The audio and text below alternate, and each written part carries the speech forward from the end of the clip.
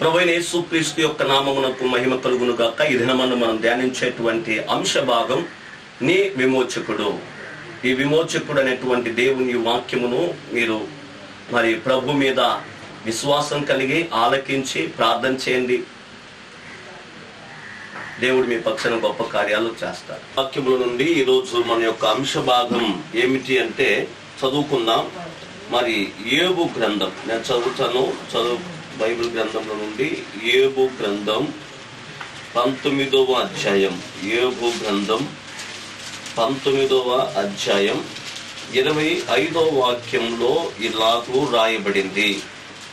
ఏమని సెలవిస్తుందంటే, అయితే నా విమోచకుడు సజీవుడనియు తర్వాత ఆయన భూమి మీద నిలుచుననియు నేను ఎరుగుదును అని భక్తుడైనటువంటి యోబు తన గ్రంథములో రాస్తూ ఉన్నాడు.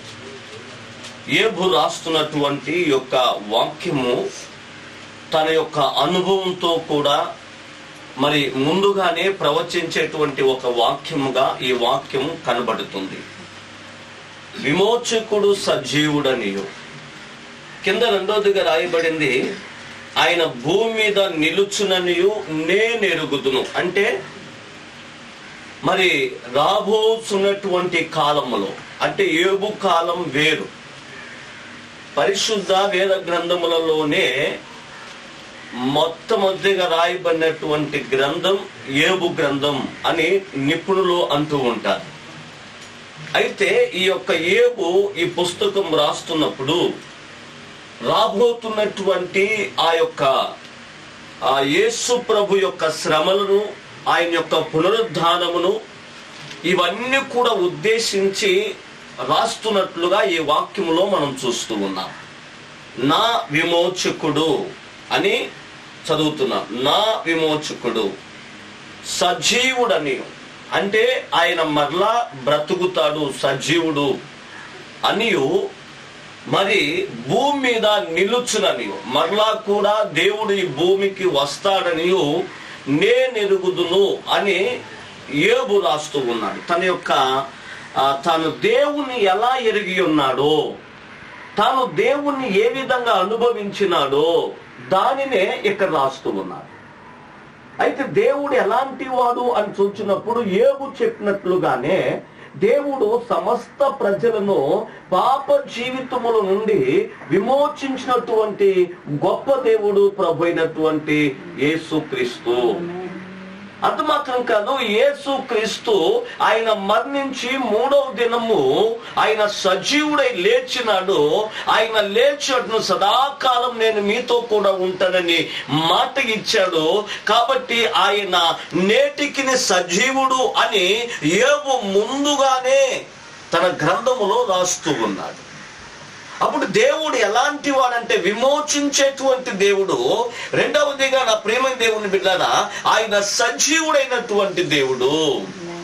ఈ యొక్క దేవుడు ఏ విషయాల నుంచి మనం విమోచిస్తాడు, మరి ఏ విషయంలోంచి మనం రక్షిస్తున్నాడు అన్నటువంటి కార్యాలు, 2 కార్యాలు చెప్పి నేను ముగిస్తాను. సమయానికి మరి పరిశుద్ధ వేద గ్రంథముల నుంచి మనం ధ్యానం చేసుకుందాం. ఆయన మనల్ని ఏ విధంగా విమోచిస్తున్నాడు. 1 యెషయా గ్రంథం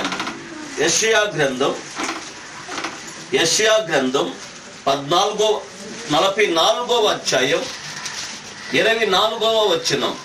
44వ అధ్యాయం 24వ వచనం. గర్భము నుండి నిన్ను నిర్మించిన నీ విమోచకుడగు యెహోవా ఇలాగూ సెలవిచ్చుచున్నాడు, యెహోవానగు నేను సమస్తమును జరిగించువాడును, నేనొక్కడినే ఆకాశమును విశాలపరిచిన వాడును, నేనే భూమిని పరిచిన వాడును అని ప్రవక్తైనటువంటి యెషయా రాస్తూ ఉన్నాడు.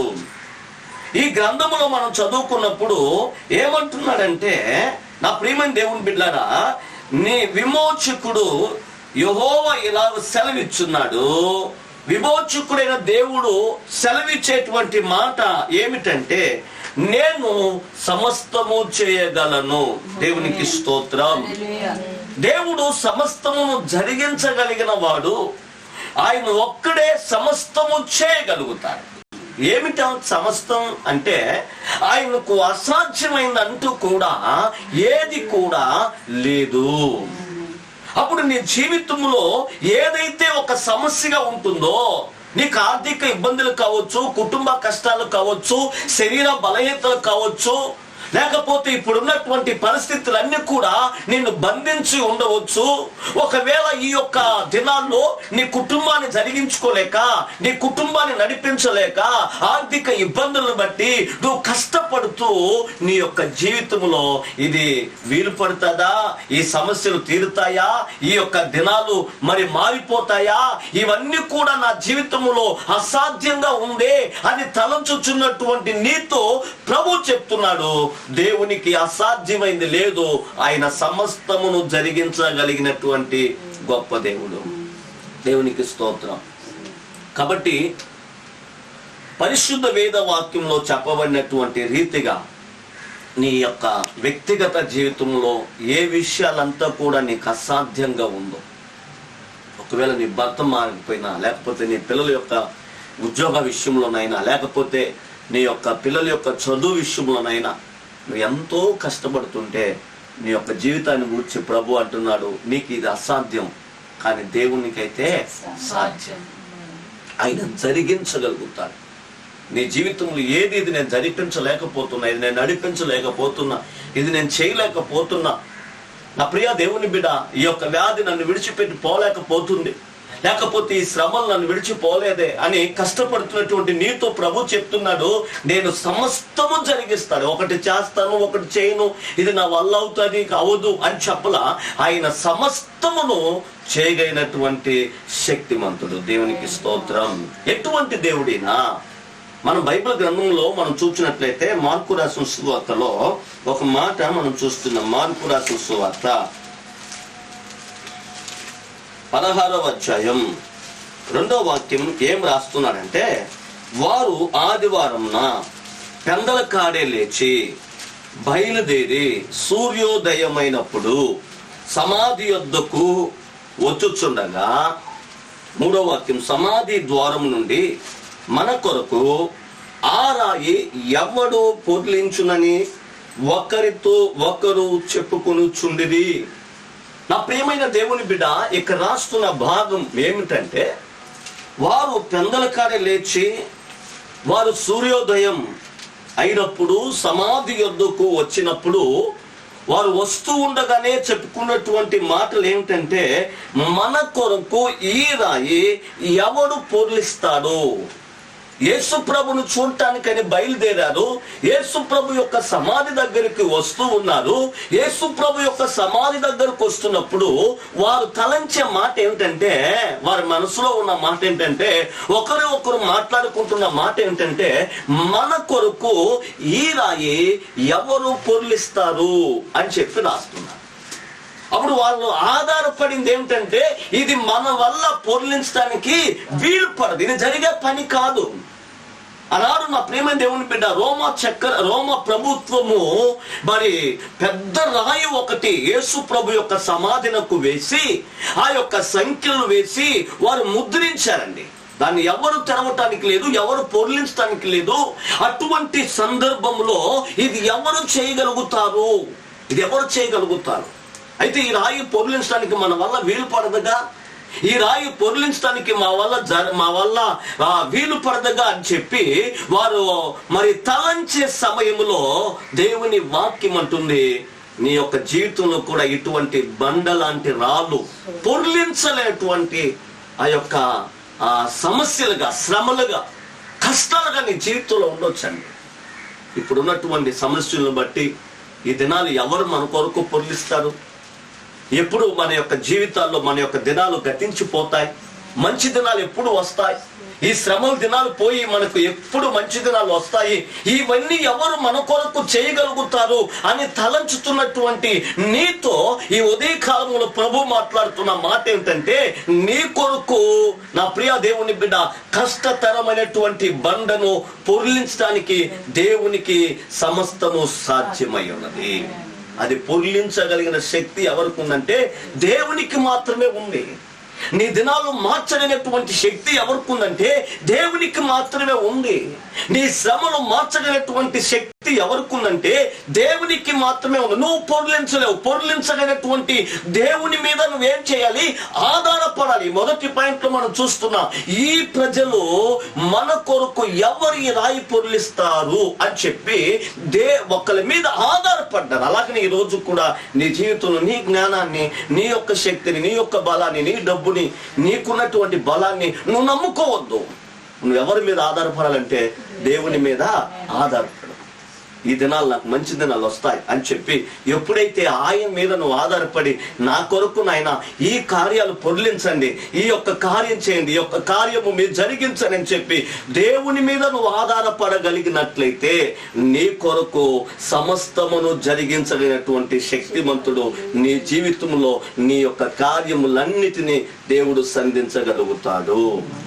మనం పొర్లించాల్సింది మనం పొర్లించాలా. వాక్యంలో మనం చూస్తున్నాం, లాజరు సమాధి దగ్గరకు వచ్చినప్పుడు యేసు ప్రభు అంటున్నాడు, ఈ రాయిని తొలగించండి అంటున్నాడు. అప్పుడు ఆ రాయి ఎవరు జరిగించాలంటే, ఆ రాయి తొలగించాల్సిన వాళ్ళు మనకి శక్తి ఉంది, కానీ ఆ యేసు ప్రభుని బంధించినటువంటి రాయిని పొర్లించే శక్తి మనకు లేదు. అది జరిగించగలిగిన వాడు దేవుడు. మనం చేయగలిగిన రాళ్ళు మనం ఏం చేయాలంటే త్రోసివేయాలి. అది ఎలా త్రోసివేయాలి? ప్రార్థన ద్వారా, భక్తి ద్వారా, విశ్వాసం ద్వారా.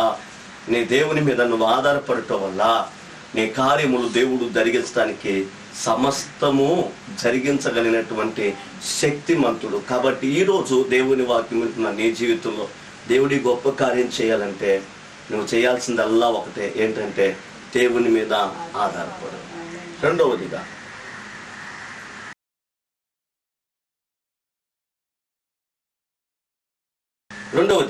ఏమిటంటే చూద్దాం, పరిశుద్ధ వేద వాక్యముల నుంచి రెండవ కార్యం, విమోచకుడు చేయగలిగినటువంటి కార్యం ఏమిటి అని మనం చూస్తే, నా ప్రియమైన దేవుని బిడ్డలారా, ఇర్మియా గ్రంథం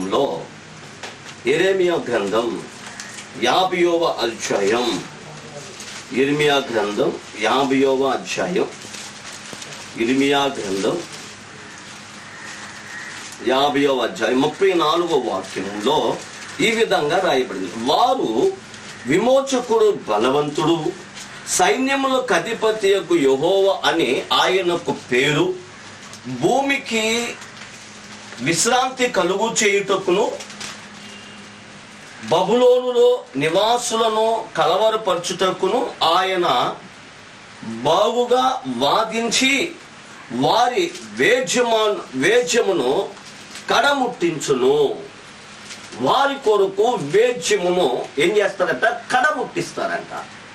అప్పుడు ఈ భాగములు మనం చదువుకుంటున్నప్పుడు నా ప్రియమైన దేవుడి బిడ్డ, దేవుడు నీ పక్షాన, ఈ విమోచకుడు నీ పక్షాన చేయగలిగింది ఏంటంటే వేద్యం ఆడగలుగుతాడు. నీకు శత్రువులు ఉన్నారా? నీ ఉద్యోగ విషయంలో కానీ, కుటుంబ విషయాల్లో కానీ, నీ యొక్క జీవితాన్ని జరిగించుకోలేక నీ యొక్క కుటుంబంలో, నీ జీవితంలో ఎవరో ఒక శత్రువులు నిన్ను బాధిస్తూ, వేధిస్తూ, మరి అపవాది క్రియలు నిన్ను బాధిస్తూ ఉంటే దేవుడు అంటున్నాడు, ఈ విమోచకుడు ఎటువంటి బలవంతుడంటే నీ యొక్క జీవితంలో, నా ప్రియమైన దేవుని బిడ్డలారా, వేద్యమాడుటకు, నీ కొరకు వేద్యమాడుటకు బలమైనటువంటి దేవుడు అని ఈ రెండవ కార్యాన్ని మనం చూస్తూ ఉన్నాం. వేద్యమాడతాను, నీ వల్ల వేద్యమాడటం లేక వీలుపడతాను, నేను మాట్లాడలేకపోతున్నానయ్యా, నా వల్ల మాట్లాడటానికి శక్తి లేదు. అయితే దేవుడు అంటున్నాడు, నీ కొరకు ఆయన వేద్యమాడతాడు. ఆనాడు ఐగుప్తీయులను విడిపించుటకు మరి ఫరోతో దేవుడు వేద్యమాడాడు. ఎర్ర సముద్రము దాటింప చేసినాడు. ఆయన వారిని విమోచించినటువంటి ఆ యొక్క శక్తి బలము మరి ఇశ్రాయేలీలు రుచి చూచారు, దాన్ని అనుభవించారు, వాటిని కనులారా చూచారు. దేవుని యొక్క శక్తి ఏంటో, దేవుని యొక్క బలం ఏమిటో అది కనులారా ఇశ్రాయేలు ప్రజలు చూచారు. ఆ వాక్యం చదువుతున్నటువంటి నీ జీవితంలో కూడా దేవుని శక్తి ఎటువంటిది, దేవుని బలం ఎటువంటిదో ఈ దినమందు నువ్వు గుర్తిరిగి ఆ దేవుని బలం మీద నువ్వు ఆధారపడగలిగినట్లయితే ఆ దేవుడు నీ కొరకు వేద్యమాడుటకు ఆయన శక్తిమంతుడై ఉన్నాడు. దేవునికి స్తోత్రం. కనుక ఈనాడు నా ప్రియ దేవుని బిడ్డ, నీ జీవితాన్ని ప్రభువునకు అప్పగించుకో. ఆ గొప్ప దేవుడు తప్పకుండా నీ జీవితంలో ఏది నీకు అసాధ్యమైందో దాని పక్షాన దేవుడు నిలవబడి నీ కొరకు ఆయన వేద్యమాడి నీకు జయ జీవితాన్ని దేవుడు అనుగ్రహిస్తాడు. దేవునికి స్తోత్రం. అందరికీ వందనాలు.